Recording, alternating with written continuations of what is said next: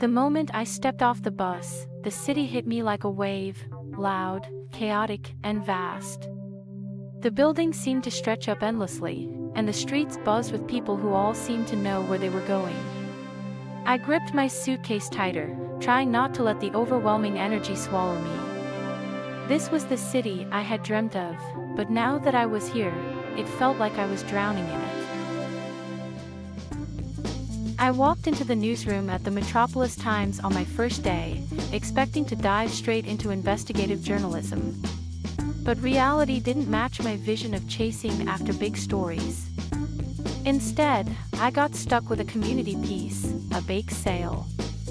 I glanced around at my colleagues, confident and busy with their real stories, while I was left feeling like an outsider. My excitement deflated.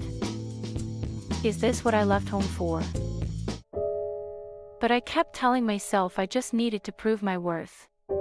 I pushed through the small assignments, even though each reminded me how far I still had to go. Then, one day, something caught my attention while covering a new development project. The paperwork didn't match up, permits were missing, and dates didn't align.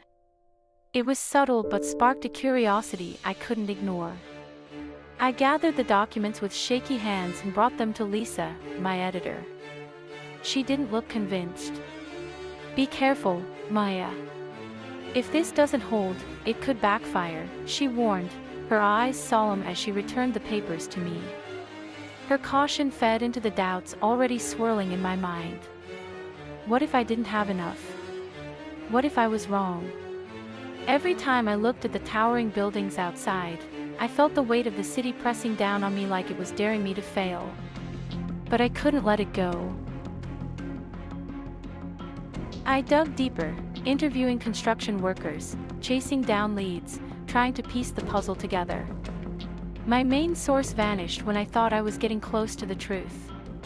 He stopped answering my calls, leaving me stranded with half a story and a sinking feeling in my chest.